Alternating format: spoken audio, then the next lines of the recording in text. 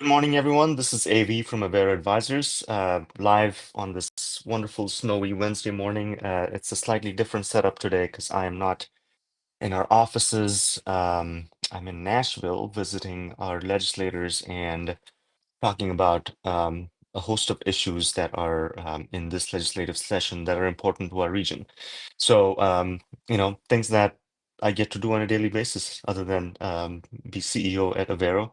I guess it's one of my responsibilities as a business owner to participate in our local community's efforts to influence legislature. So, speaking of which, today we're going to talk about a few different things. Again, a slightly different format. Keep the questions coming in the chat box. Again, my name is AV. I'm the founder and CEO at Avero, and we are an independent consulting firm that helps governments across the country modernize their operations and find efficiencies. So, one of the things we'll talk about today is what's going on at the federal level with the Department of Government Efficiency, or DOGE. They couldn't have come up with a better name given the crypto and pop culture references that denotes. But we'll talk about DOGE, how they're finding efficiencies, what that means. We're seeing a lot of dollar signs, trillions of dollars being saved. There's lots of storytelling around what's being cut, what was being wasteful, and I went digging on the definition of efficiency, definition of waste, and how they're using AI or systems to find ways to cut cost, which is the primary goal for that initiative. So we'll talk about that. We'll talk about how some local governments are leveraging AI to streamline operations. Really important, relevant topic. Um, we've been talking about it in Nashville over the last couple of days, all the way from how do you, as legislators, read all of the documentation that's put in front of you?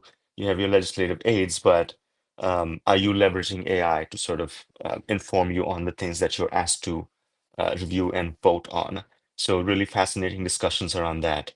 And we'll talk about transformations in K through 12 education, focusing on analytics and adaptive learning tools.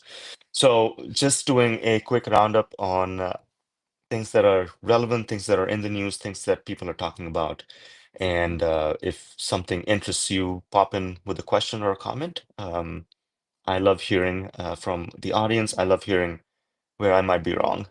Um, but let's dive in. The first big news is government efficiency. Uh, the feds are aiming for $2 trillion in budget cuts. And being in the government sector, we need to keep an eye out on what that means for our clients, what it means for ongoing work with it that we're doing with our clients and prospects. And primarily it's focused on efficiency. So if there are cuts, I think our clients are well positioned to take advantage of the opportunity to become more efficient. I think every project that we do has an efficiency angle to it, uh, whether we're implementing a new system, whether we are redesigning business processes or creating a new strategy for our clients. They are all from an angle of how do we do more with less? How do we not waste taxpayer dollars? And how do we take advantage of everything that's new and exciting today, aka AI? So, how is DOGE doing this? So, on the fraud side, things like improper management of Medicare and Medicaid, that there can be tremendous amounts of savings there, and I think that team is going to get there. But how do you use AI-based anomaly detection to prevent overbilling or unnecessary procedures? How do you stop taxpayer dollars from disappearing into a black hole? It all comes down to the boring stuff, right? If you're paying attention to um, again the news and what's being reported, lots of slashing budgets, removing programs, all of that's going on. But what next? Like how do you reduce the workforce by 20-30% at the federal level in departments like Federal Aviation Authority or the Treasury and expect outcomes to still happen? It comes down to the boring stuff. What's the strategy? What are the processes? What systems are you going to use in the future? So one of the things I saw yesterday was there was one of the systems that Treasury is using to disperse payments did not have, um, I mean, it had all the usual stuff, who you're paying, what amount, but it did not have a mandated field for tracking it by project or by grant or something like that. So the team went in and recoded the system to make the system ask for that information. So now you can track it back to when you're making payments going forward. You can now really track what the payments are for. So small things like that don't make the headlines, but it all comes down to the non-sexy stuff, right? What is the process? What systems are you using? Do you have the right kind of um, checks and balances built in? Ooh, questions are coming in. All right, how does the government define efficiency in this context? I think at this point, if you're only talking about the federal level, we're talking about money. Money saved on what they consider wasteful spending, right? Um, and then I think, like I said earlier, what happens next is going to be really important because you can cut funding, you can cut programs, and we're about to find out, right? In the next 4 to 6 months, we'll find out what impact the cuts have had on people, and then we'll have to pivot. How is DOGE using process intelligence tech to mine this excess spending? Um, I really don't know, right? I mean, I think we're watching news on systems being used to process mine or data mine and find holes in spending. The great thing is they're putting all of this data out there, right? It's all coming out through X or other platforms on what they're finding. How are agencies balancing automation-driven cost reductions with the need for human oversight and accountability? Yeah, that's a good one. I think they're taking what I would call the big machete approach, right? They're cutting people, cutting jobs.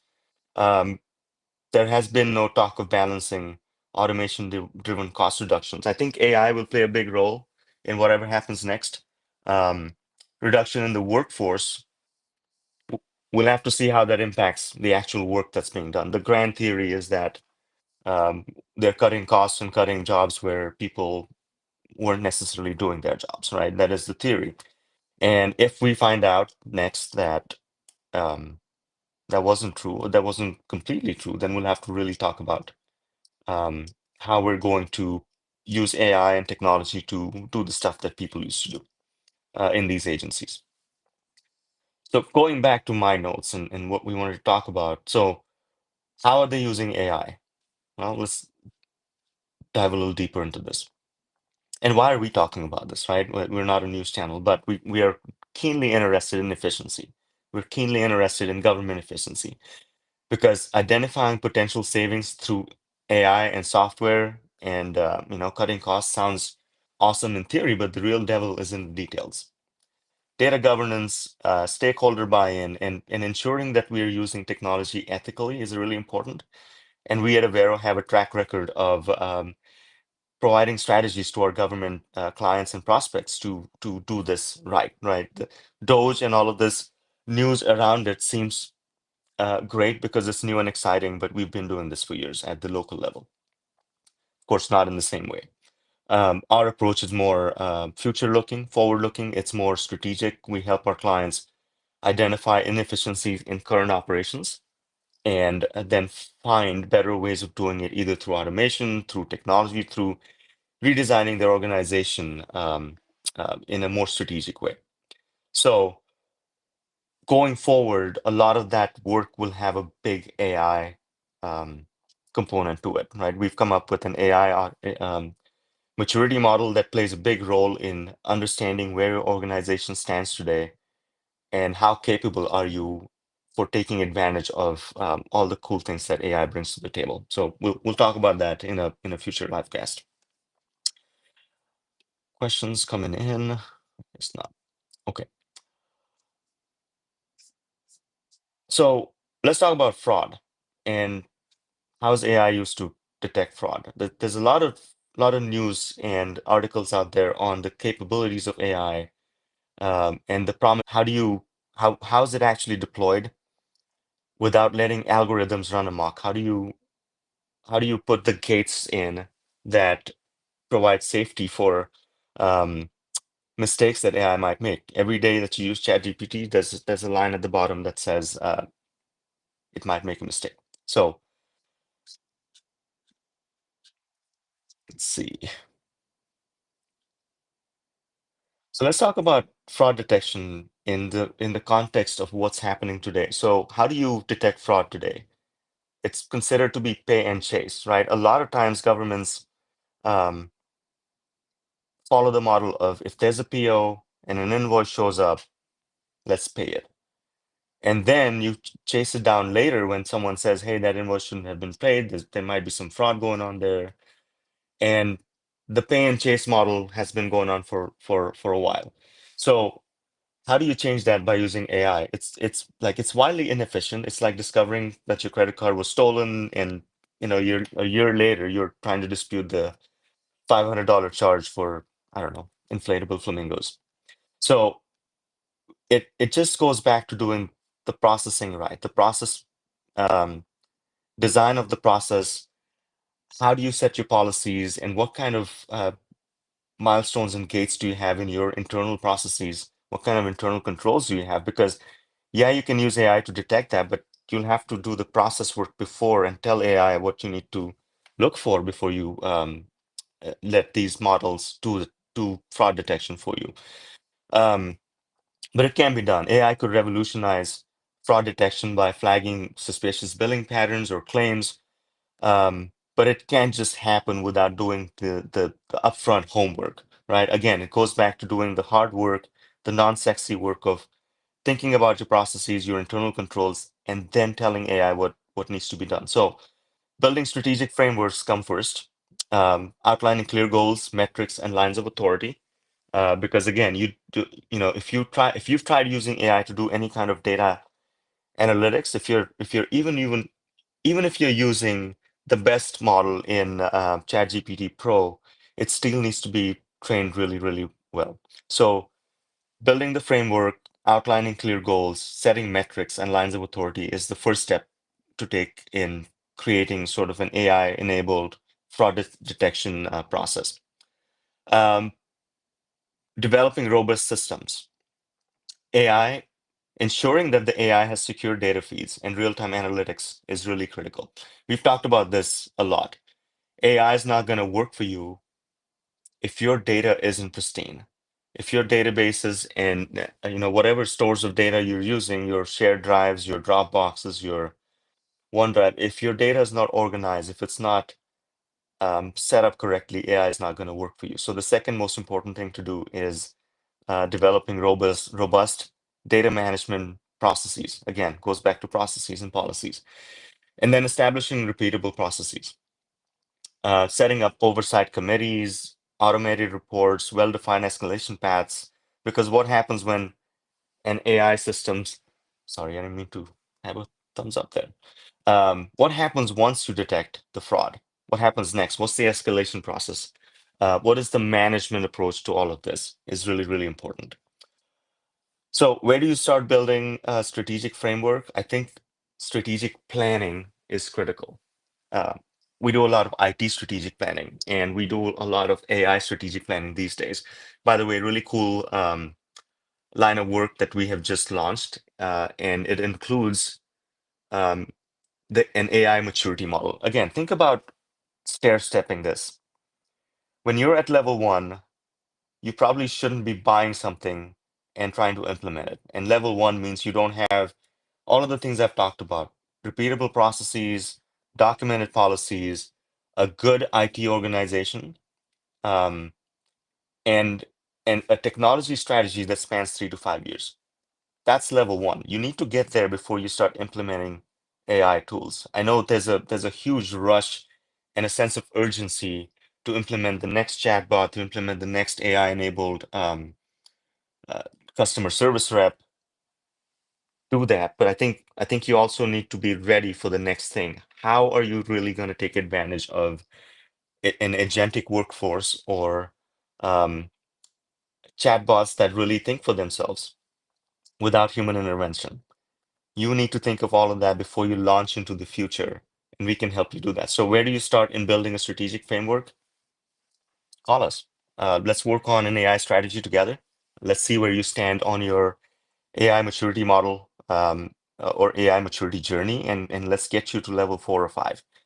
Um, that's where you start. Okay, so that's AI, fraud detection, and DOGE. Again, lots remains to be seen, and it all comes back to the boring stuff, right? The boring stuff meaning, how do you do processes? How do you do strategy? How do you do policies? So the next topic we're going to talk about today is um, local governments and AI. Again, lots of cool conversations going on, lots of vendors and lots of, excuse me, software providers um, selling the best of what's available today, right? Lots of great chatbots, lots of great customer service reps, agentic frameworks. There's a lot of promise in the air, and we're diving deep into it at Avero.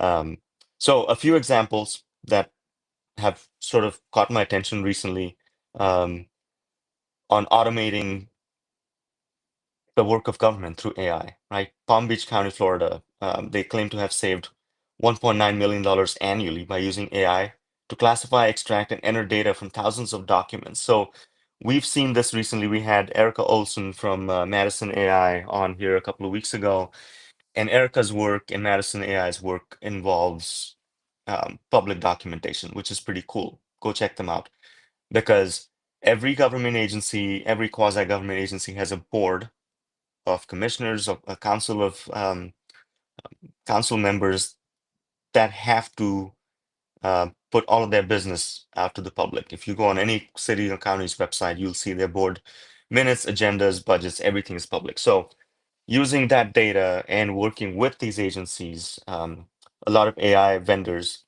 sorry, that word again, AI software providers are um, creating these tools where we can go and actually talk with that data, instead of having to go through years of historical information and 200-page documents. You can actually use AI to communicate with that data. So it's being deployed in a lot of places, and it's super cool to watch.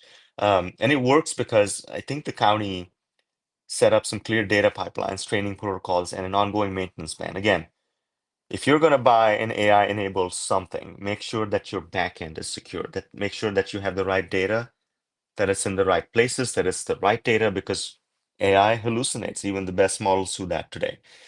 So the magic lies in not necessarily buying the thing and paying the subscription fee. The hard work is, how do you train that model? How do you make it useful? How do you feed it the right data?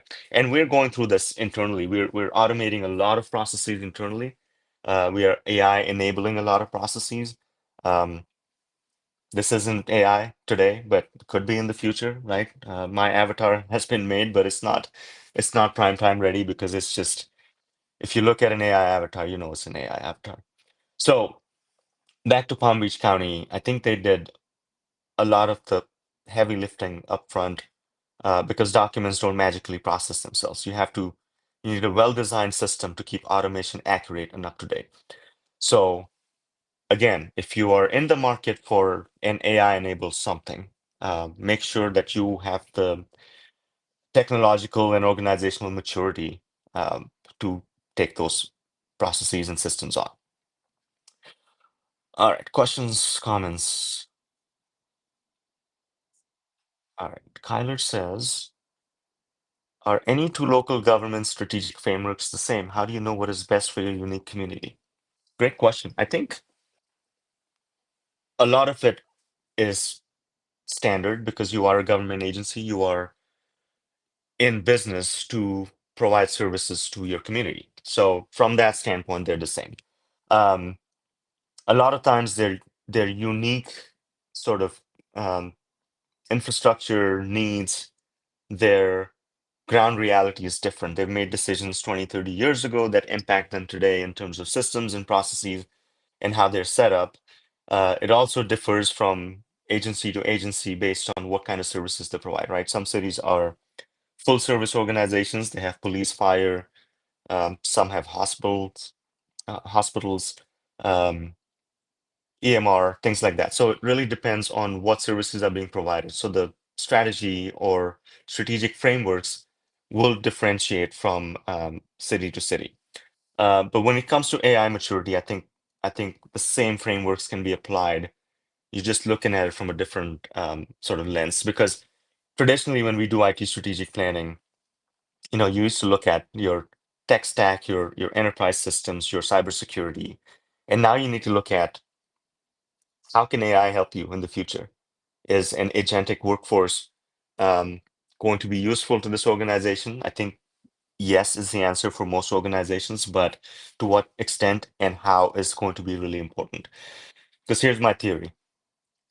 Historically, we would have, most agencies, if you have an antiquated ERP system or HCM system, your options were limited. You had two options. One, stick with what you have um, and remain inefficient.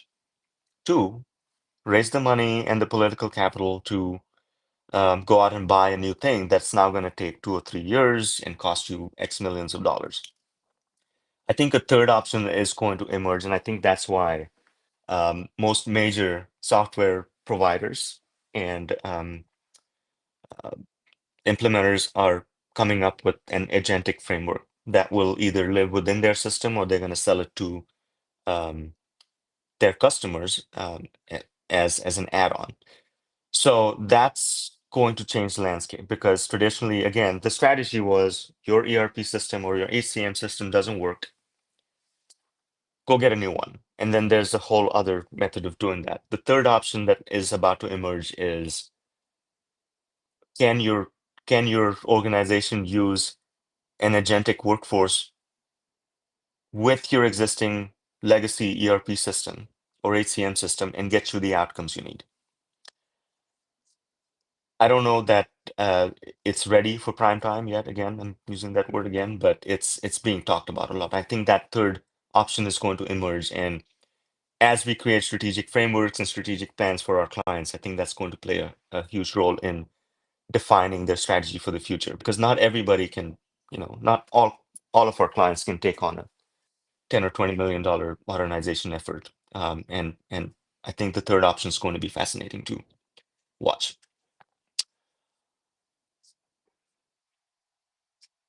Checking for questions. Don't see any. All right. So the next case study or sort of news item I want to talk about is AI-driven priority-based budgeting. And a few counties of cities have been doing that. Collier County, Florida, identified 22% of its budget for reallocation using AI insights. Wonder how they did that. Um, my theory would be that priority-based budgeting is more than just flipping a switch and telling AI to do it. I think it requires a strategic framework for analyzing historical spend, historical budgets, community feedback, financial data, policy goals, looking at the macro environment for the economy, and again everything that is coming down the pipe from federal initiatives like DOGE. Um, and again, I think it goes back to again the boring stuff: processes for implementing changes and communicating them to the public. AI is a tool. AI enabled X, Y, and Z will help you, but it won't unless you have the right frameworks in place. So cool, they've identified 22% of budget for reallocation.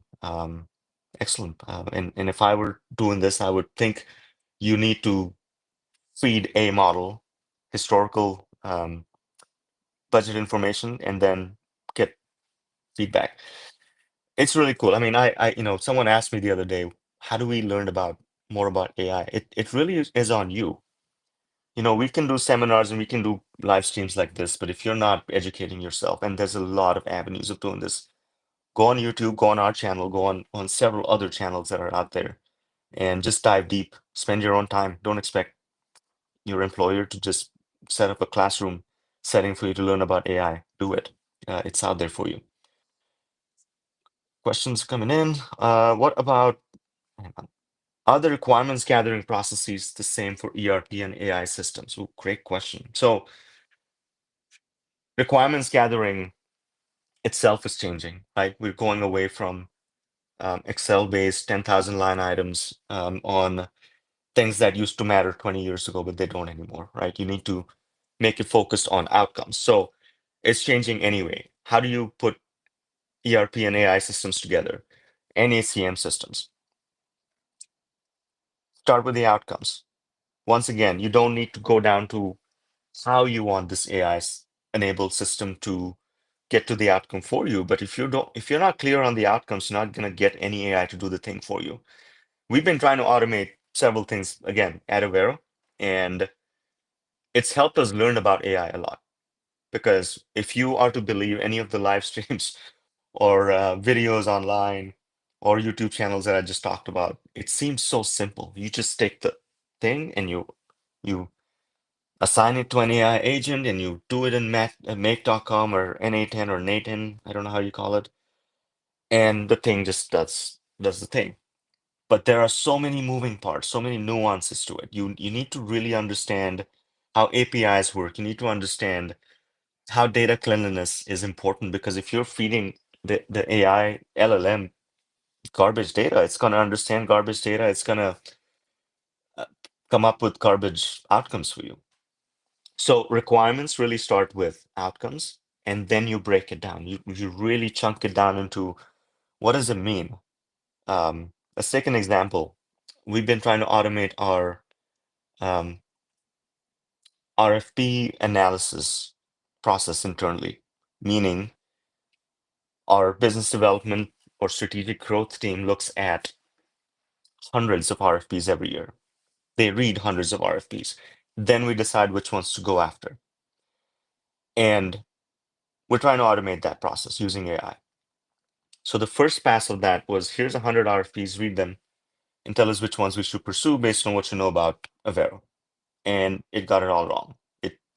It was it was in the ballpark, but it wanted us to chase engineering and architecture sort of RFPs. It said no to some that were squarely in our ballpark or in our wheelhouse. And so we've had to do a lot of thinking about what outcomes mean and how do you break those down. So skills like process analysis, requirement definition, strategic planning, documentation, those are not going away anytime soon, because AI systems want you to tell them exactly how you want them to think. And you can do that only when you do things like process mapping, because really you need to break it down and chunk it down for them before they can make useful automations with it. What about proof of concept or a phased approach to agentic AI? Is that something you'd recommend in the public sector? Absolutely. It needs to be a phased approach. And the way I would phase it is, one, find out where you stand. Where are you in terms of your maturity as far as AI is concerned, and what can you take on? That's step one. And then you should be doing some pilot testing. Pick a small process, pick a small project, and do a pilot. See how it works before you let AI run amok in your organization. Should there be a standardized regulations across agencies for data sharing, or does each agency need its own tailored approach? I don't know if regulation is the right word. I think there are standards for data sharing, and it's a good question in the end, because you want eventually to be able to regionalize some processes, some outcomes, right? You have a lot of regional agencies, councils of government that we work with that would love to have standardized data and access to data for their member agencies. Um, but again, it comes down to basics. There's several different data standardization methodologies out there that have been around for a while, and that I was going to say they still apply, but really they're more relevant now because, again, if your data is not pristine, if it's not standardized for an agentic system to understand, yes, you can train it on unstructured data, but now you're just talking about adding more time and effort and money to the process. Um, Hopefully, I answered that question, but let's go back to what cool things are happening in AI in local government. So we talked about document processing and priority-based budgeting. Shouldn't every budget be priority-based?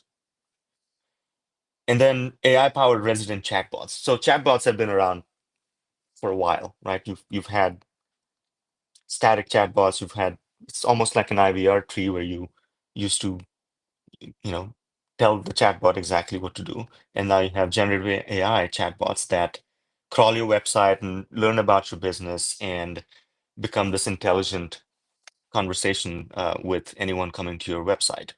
Again, needs to be trained because you don't want a chatbot making up stuff on your website.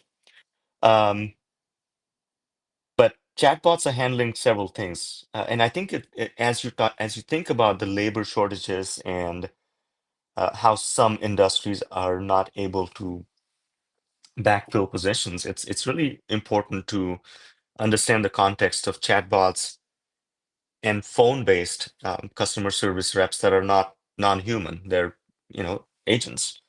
Um, Training them is really important, but I think agencies like public housing or utilities, this is where you're going to see um, agentic chatbots and customer service reps deployed.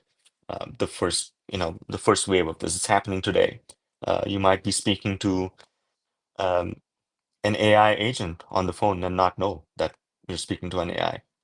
Um, but it's scary, but it's cool for agencies like, again, public housing that have customers that speak several different languages, right? We have clients in the Bay Area, for example, and if you go to their offices, you'll see that they have all the notices in 15 or 20 different languages. So how do you staff a customer service frontline when you are dealing with that many languages? This is where AI is going to play a huge role.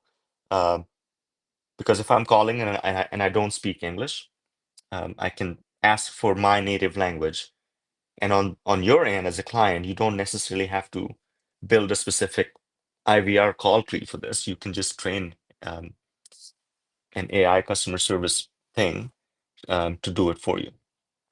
And I say thing because it can be anything. It can be a chatbot, it could be a phone system, it could be an app, but it comes down to training. So they might look flashy or might look new. Like I said, chatbots have been around. It's kind of been the first advent of AI.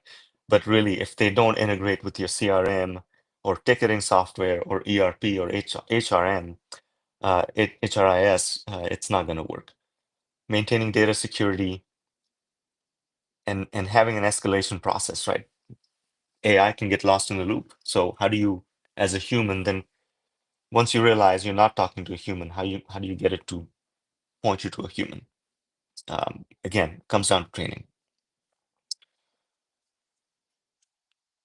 Questions coming in. Does the average local gov AI IT team have the bandwidth to handle the maintenance of the chatbot? Should the IT team be handling the chatbot? Is the real question. And if yes, then they need to make the bandwidth, right? So website management sort of falls in this weird category within local governments that we've served. Not 100% across the board, but in some county organizations, we've dealt with um, a website that was built 20 years ago by an IT person that just exists. It's like it's a step above from a stone tablet. And when they start taking on the redesign of the website, the question is often asked, should IT be doing this or should this be in PR or communications or some other organization? And I think the answer is both. I think IT should own the platform, obviously, and today you don't have to build a website from scratch. You have great platforms like Civic Plus or some others that allow you to just deploy your website quickly and using templates. Um, but again, the key in a project like that depends on what data are you going to put in there, right? So IT is not the best equipped to come up with the copy for the website. They're not the best equipped if you're using a third party uh, web developer, Your IT people may not be the best people to um, manage that process because they're responsible for technology, not the words that show up on your website. And I'm speaking about website because chatbots will live on your website, and you need to integrate that into your website.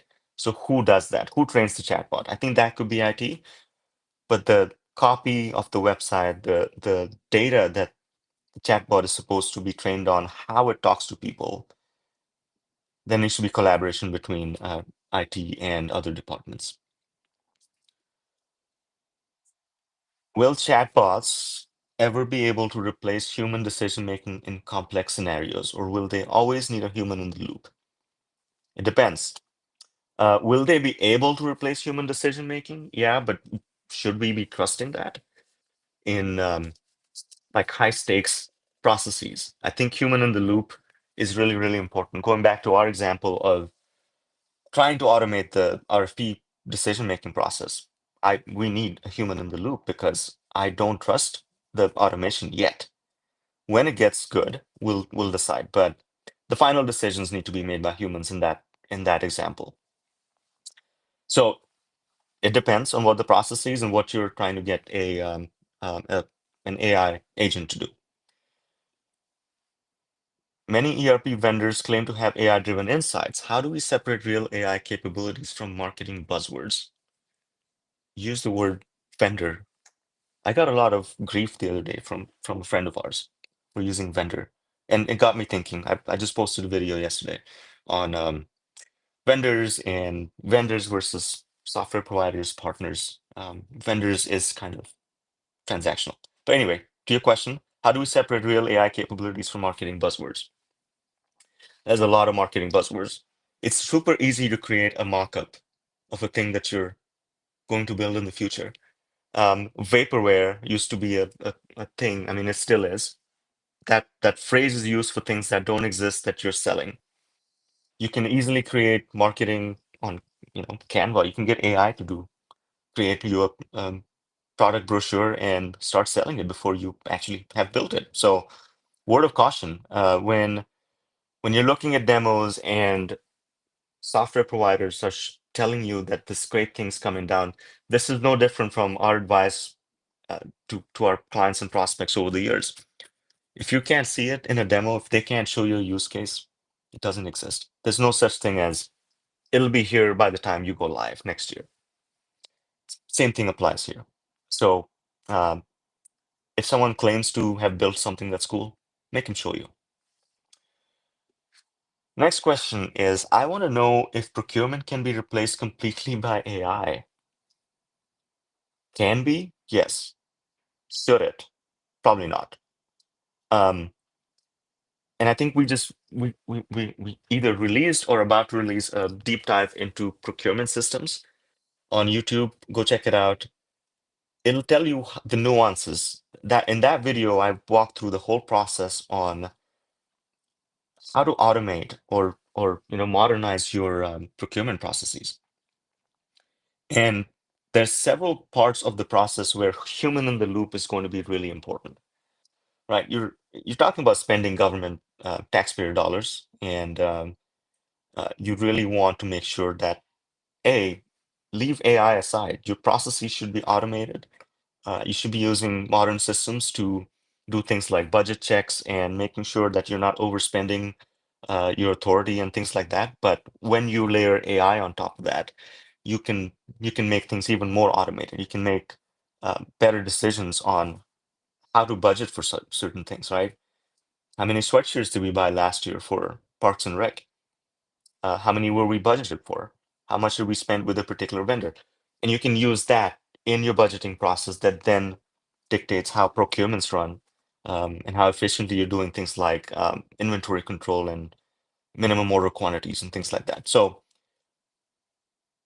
if procurement can be replaced completely, possibly, but should it? Probably not, right? And eventually it'll come down to human preference. A lot of the things that we do today will be replaceable by AI, including this live stream. Like, I can make a video today of myself speaking, and it's not me. It's they've taken my videos and created my avatar, and it looks a little funny, but can be done. But should it be done? Because I think people tune in to hear it from the human, not robots. We're running up against time, but I am going to wrap it up quickly with the last couple of things I want to talk about today. Um, so there's a lot of cool things going on in the industry, and I think we'll do more of this where I kind of do a roundup of cool things I've seen. The last thing I wanted to talk about is K through 12 and analytics. So, and I think this applies to higher ed also. There's a lot of modernization going on in the higher ed sector, right? You've got end of life for systems. You have um, universities and college campuses wanting to modernize, and it's not just ERP and HCM in that world. Student information system is really, really important. So that landscape is changing fast, and we need to talk about why they want to change, how can they leverage AI, and how this is a great time to be taking on a modernization effort. Um, so what I've seen in the market so far, what's been cool is the analytics piece of the K through 12 sector. Huge responsibility, obviously, on educating our children, and as we work through some major ERP implementations in that sector, we're seeing huge opportunities again for AI to consume data. Of course, you'll have to build internal closed loop models and use that to really make database decisions. So questions that arise in that sector is privacy, right? It's sensitive student data. How can you use that without putting it out into the world for the open AIs and the deep seeks of the world to consume that data? So you really need to think about closed loop internal LLMs that are yours, that only consume your data, and then use that for providing you the analytics that you need. So I'm going to wrap up now, unless there's other questions. I don't see any. But everything we've talked about today, DOGE, AI, how do you implement AI, analytics, all of that comes down to the brass tacks. Let's get down to the brass tacks. Your strategy, your business processes, your organization, your people. How ready is any of the above? How ready are you as an organization to take advantage of this massive opportunity? Um, Reach out to us. Let's talk about AI maturity. Let's talk about where you stand in the on the Avero AI maturity model, and that should and will dictate or guide your way towards taking advantage of at a lower end chatbots and customer service reps, non-human customer service reps, and at the higher end, completely automating processes for your organization. Not replacing people, human in the loop is the way to go right now, but your processes will need to be designed in such a way that um, you're taking advantage of both human intelligence and artificial intelligence. Um, and so again, goes down to the basics: people, process, technology, making sure all of that's lined up before you go buy something. And if you are considering buying a product that you really like, if you saw at a conference, you saw a webinar, you think that will be useful, and if you want to run it by us, just reach out. We don't have to have a ongoing project for you to ask us questions on product fit, but definitely, even if you're close to buying something, think about your maturity, your organization's maturity, and your strategy. Questions are coming in. Um, Tyler asks if the UK is leading the way in AI regulations. Has this stifled innovation? No one wants to buy $1 million systems they can't use. Where is the US regarding regulations that we need to be aware of? I think we're going the other way compared to Europe, given the new administration's stance on regulations in general, and people that are in charge of AI policy. Right? David Sachs is the czar for all things AI and crypto, and those things are related. So I think we're going to see less regulation. I think they're thinking about some overarching regulation that doesn't stifle innovation, creativity, and initiative. And we don't want to do that. So we'll have to see. Keep an eye out for everything that's going on at the federal level. Of course, we'll come back and report on that. But I think less regulation is going to be the way, in my humble opinion, in the US going forward. And think about it, all of the innovations happening here. I just started reading a book called, um, sorry, but it's a good listen so far, and it's called The Technological Republic: Hard Power, Soft Belief, and the Future of the West, a book by Alexander Karp. He's the CEO at Palantir, and they're doing some fascinating work around modernizing software and how it's deployed. Um, and the premise of the book is that America remains, we remain the preeminent power in terms of innovation, and we need to take that very seriously. Um, and so all of the great things are going to come out of this great country going forward. And I think the new administration is doing a good job of taking away impediments to that innovation and growth. Of course, the risk and the downsides are how do you then keep it ethical, keep it from getting out of hand. And that's why we're here for these discussions and any questions you might have around that. Give me a shout, give me a LinkedIn, or you can reach out to any of us through our website or any of our social platforms. But I will see you next week, and we'll talk about some other fascinating stuff. But signing off from Nashville. Thank you.